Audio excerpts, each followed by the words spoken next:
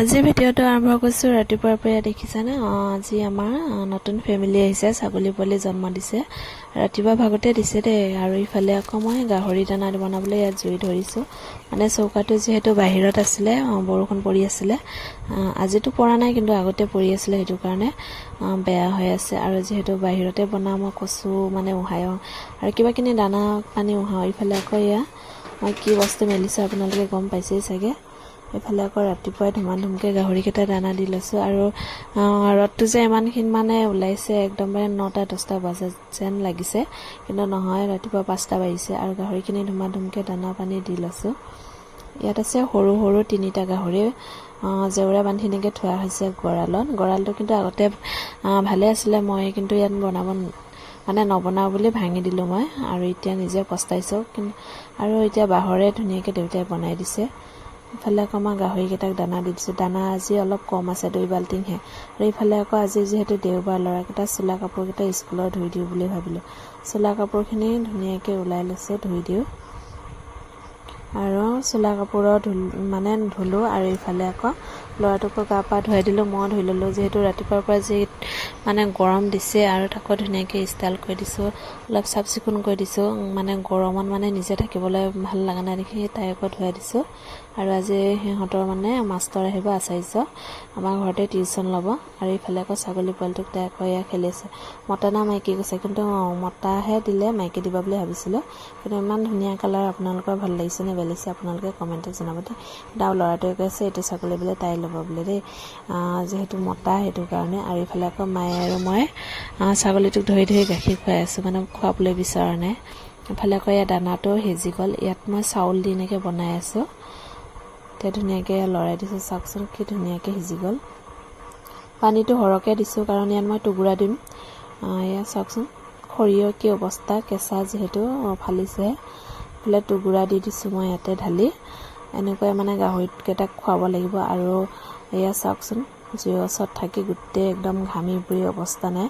ঘামটো নক'ব, প্ৰধান মোৰ ওলায়। আৰু ইফালে আকৌ দেউতা আৰু মায়ে কঠীয়া টিকাই থৈছিলে, উঠাই থৈছে, তাকে আপোনালোকক দেখুওৱা বুলি ভাবিলোঁ। কলপাত ঢাকি থৈ দিছে, যিহেতু ইমান ৰ'দ হৈ আছে, গৰম দি আছে, গোটেই শুকাই যাব বুলি এয়া কলপাতকে ঢাকি থৈ দিছে।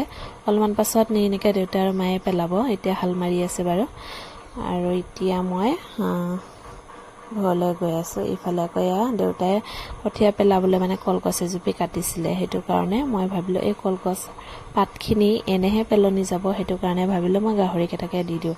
আৰু গাহৰিকেইটা ইমান ভাল পাইছে, কলগছৰ পাতখিনি কাটি কৰি দি দিছোঁ। ইফালে এই যে মাইকী গাহৰি এজনী, আকৌ দিছোঁ, পোৱালিকেইটাকো দি দিওঁ বুলি ভাবিলোঁ। পোৱালিকেইটাকো আপোনালোকক দেখুৱাই দিম। এয়া দেখিছেনে, সিহঁতো অলপ অলপ শিকিছে, নাখালে উপায় নাই। আজি দানাটো কম আছিলে, 2 বাল্টিংহে আছিলে, এনেতো 3 বাল্টিং দিবলগীয়া হৈ যায়।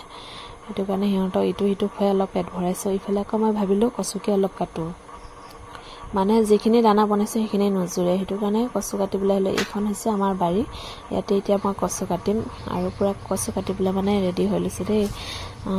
গাহৰি পোহাসকলে গম পায়, সৰু সুৰা গাহৰি পুহিলে কিমান দানা লাগে। যিমান আমি সৰু খুৱাব পাৰোঁ, সিমান সোনকালে ডাঙৰ হ'ব। সেইটো কাৰণে নিজৰহে কথা এইটো। আৰু মই ধুমকৈ কচু কাটাত লাগি গৈছোঁ, নিজৰ কামত ব্যস্ততাত হৈ পৰিলোঁ। আৰু দিনটো এইটো সিটো কৰোঁতে দিনটো যায়গৈ। ইফালে মই কচু কাটি হৈ গ'ল। আৰু এয়া কলৰ ঢকুৱা এটাকে লৈ লৈছোঁ মই বান্ধি লৈ যাবলৈ, কাৰণ মই বাৰীত আহিছিলোঁ কলৰ পাত দিবলৈহে। তেতিয়া ভাবিলোঁ কচু কেইটামানকো কাটি লৈ যাওঁ, আহিছোঁ যিহেতু। এতিয়া মই কচুটো লৈ গ'লোঁ। আৰু ইফালে আকৌ জলকীয়া আচাৰ বনাইছিলোঁ, সেইটোকে ৰ'দত অলপ দি দিছোঁ, অলপ অলপহে হ'ল। ইফালে আকৌ খৰিকেইডাল কেঁচা আছিলে, যোৱাকালি ফালা আছিলে, আপোনালোকে গম পাইছে চাগে, ভিডিঅ'ত মই দেখুৱাইছিলোঁ আপোনালোকক। ইয়াক অলপমান কেইডালমান দলিয়াই দিছোঁ ৰ'দত।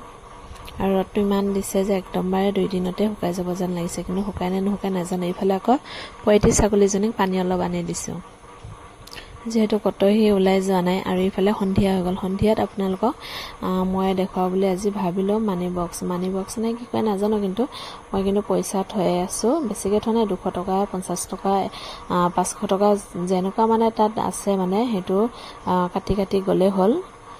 এয়া মই এতিয়া 200 টকা এটা কাটি 200 টকাখন ইয়াতে ভৰাই দিছোঁ, আপোনালোকক দেখুৱাওঁ বুলিও ভাবিলোঁ মই। আপোনালোকে যদি এনেকুৱা থওঁ বুলি ভাবে, আপোনালোকে থওঁ ক'লে পাৰিব। আপোনালোকক মই দেখুৱাই দিম কেনেকুৱা হেৰি কৰে।